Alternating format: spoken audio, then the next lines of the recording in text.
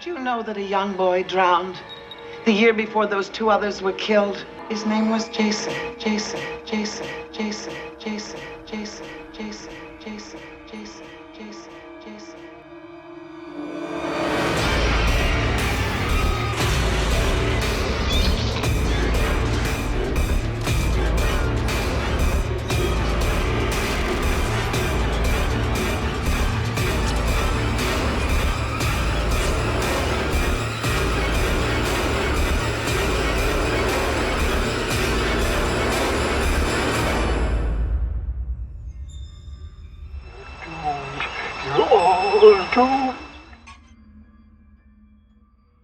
Hey kids, you like violence? It's everyone's favorite sloppy, trashy, and sleazy horror franchise. It's Friday the 13th, motherfuckers! Friday the 13th started off as a cheap knockoff of Halloween from 1978. From then on, it has become one of the most prolific film franchises of all time, and created a character that has become synonymous with modern horror. However, it hasn't been all sunshine and rainbows. For a franchise that has a whopping 12 movies to its name, and with a prequel series on the way, there's been a lot of garbage Friday the 13th movies, so we're here to rank them. Here are our picks for the top 10 Friday the 13th movies of all time.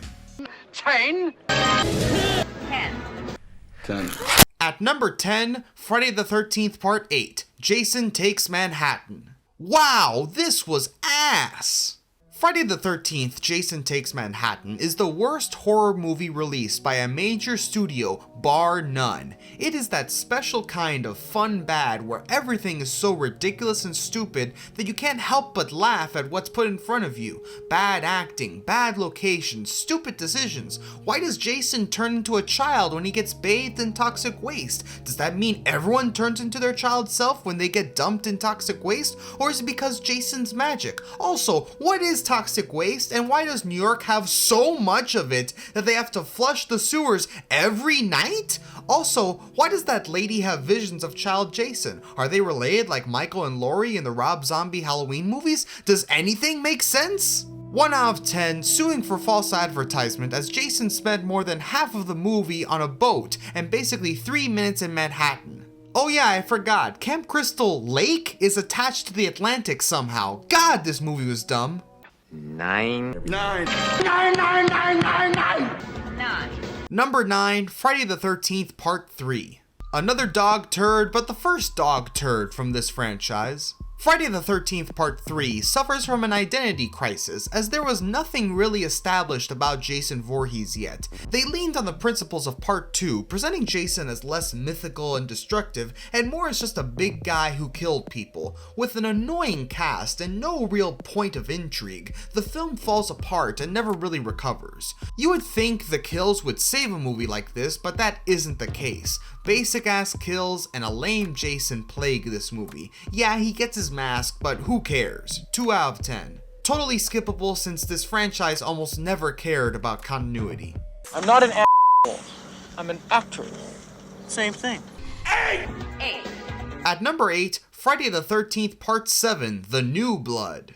As much as I thought Jason Takes Manhattan sucked, I enjoyed it far more than New Blood. Friday the 13th Part 7, aka Jason vs. knockoff Carrie, is a lame attempt at giving Friday fans something different. Coming off the heels of Jason Lives, Part 7 tries to present Tina as a credible threat to Jason, but the effort comes off as laughable. The clumsy effects and bad acting make the whole thing feel cheap, especially when juxtaposed with the best Jason look, with the exposed spine and everything, and Kane Hodder fully embracing the role. The MPAA censored the kills to no end, hindering anyone's enjoyment. The sleeping bag kill is pretty good, but everything else falls flat.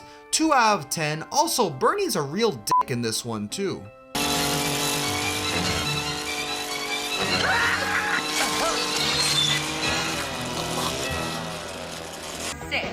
6. What happened to 7? Just kidding. 7. 7! Number 7, Friday the 13th, A New Beginning. After releasing the final chapter, the Friday the 13th series was done. Until they saw all the money come in. But they killed Jason in part 4, so what could they do? Well, let's just make a Friday the 13th movie without Jason. Enter A New Beginning, and it sucked. Friday Part 5 isn't so bad. It's a fun ensemble cast with some wild moments and a fair amount of sleaze that's fun but off-putting at the same time. The acting ability is all over the place, and the characters can get so ridiculous that the film becomes absurd. Friday the 13th A New Beginning just doesn't have anything remarkable to elevate itself from all the problems plaguing it. Plus, no Jason really puts a hamper on this movie. 3 out of 10. Just forget it. But I think you're really out of line. 6. At number 6, Friday the 13th, 2009. After countless legal fights for the franchise, Platinum Dunes finally got hold of the Friday the 13th name and made a reboot. The result? Lame. The Friday the 13th reboot from 2009 presented audiences with a refreshed vision for Jason Voorhees and Camp Crystal Lake. Sans magic, Jason is played much more realistic and operates like a scavenger rather than a harbinger of death and destruction. As interesting as that take is, the movie offers bland visuals and a cast of nothing characters. The opening of the movie is fun, the rest, not so much. 3 out of 10. Another day, another bad horror reboot. Before we get to number 5, please be sure to like and subscribe for more content like this. We would appreciate the support.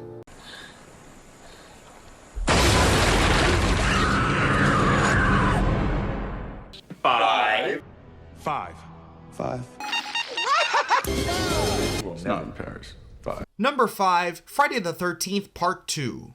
The movie that kind of started it all. Friday the 13th Part 2 really kicked it off for the whole series, creating one of the first retcons by making the film about Jason and not his mom, since, you know, she was dead and all. The swerve at the beginning where Alice gets killed is a nice touch, and Ginny is one of the best final girls in this entire series. However, the film is so ugly and cheap that you can never really get invested in the limited plot that Part 2 offers. Sure, the campfire scene is nice, but it isn't enough to elevate a film that lacks in depth and isn't fun. 3 out of 10, Ogre Jason at the end is cool though.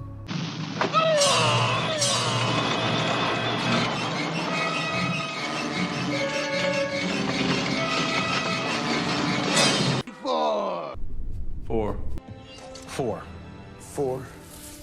At number 4, Friday the 13th Part 6, Jason Lives. Hey, we're into the okay ones now. Friday the 13th Part 6, Jason Lives, brings back Jason after spending just one movie dead. Now, after some lightning magic revives him, we get a real and true killing machine. Plus, it's the Tommy Jarvis vs. Jason Voorhees matchup that we've been building up to for 3 movies now.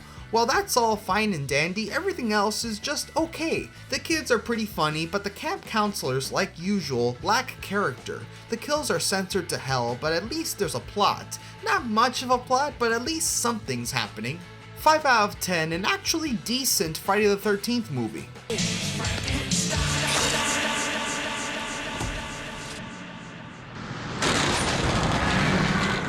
I'm going to count to 3.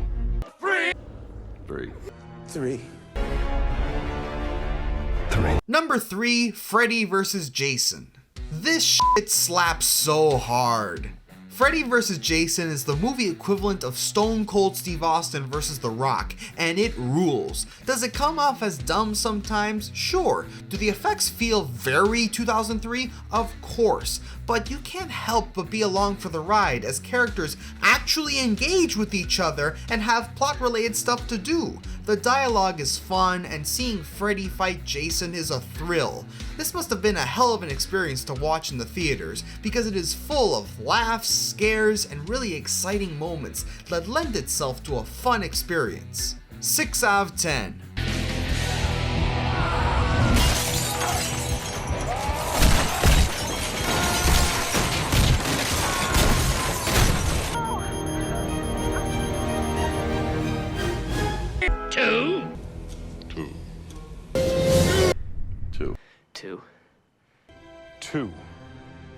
Two. At number 2, Friday the 13th, 1980. The OG is almost the best one, which is not saying much given what the franchise has to offer. However, it's still pretty good. The original Friday the 13th was intended as nothing more than a cheap ripoff of Halloween from 1978, but it became a fun niche film that kicked off one of the most successful horror franchises of all time. Shallow characters, no real plot, and clumsy acting here and there don't help this movie's case. However, there's a certain appeal to this hangout atmosphere that makes the movie enjoyable. The inventive kills are a plus. Kevin Bacon getting a spear through the neck is always great. Plus, the ending is a real piece of business. The twist with Mrs. Voorhees is fun, then you get her and Alice scrapping around until the decapitation. It's a fun watch and a solid start to a franchise that had much worse movies than this. 6 out of 10. Kill her, Mommy. Kill her. Don't let her get away, Mommy. I won't, Jason.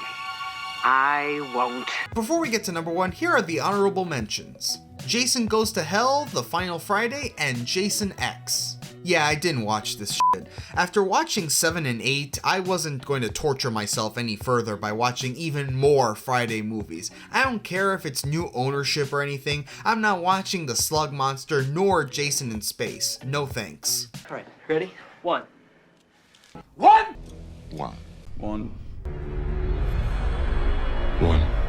Number 1, Friday the 13th, The Final Chapter. And here we are, the finale, the final chapter, but not really. Fun fact, this isn't even the only Friday the 13th movie to have final in the title.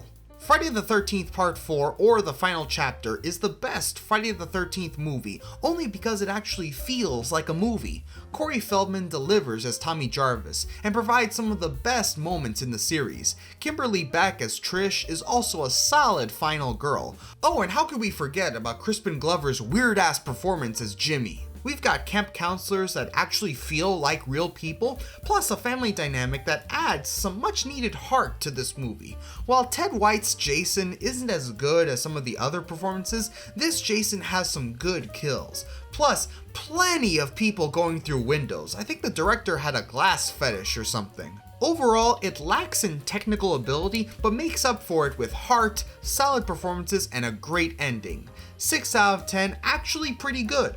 Ted! Hey, Ted, where the hell's Corkscrew?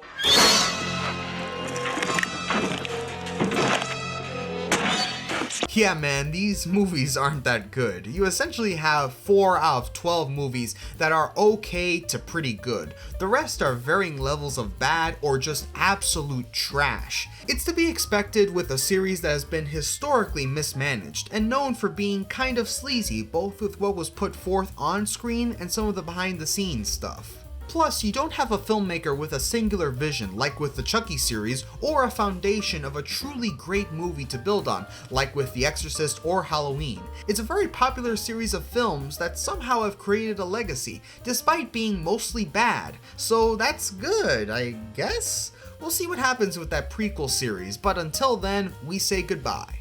Thank you very much for watching this video. We hope you enjoyed it and that you're having a good spooky season. Be sure to like and subscribe for more videos like this, and comment below your ideas for top 10 lists. Thanks again and have a great day.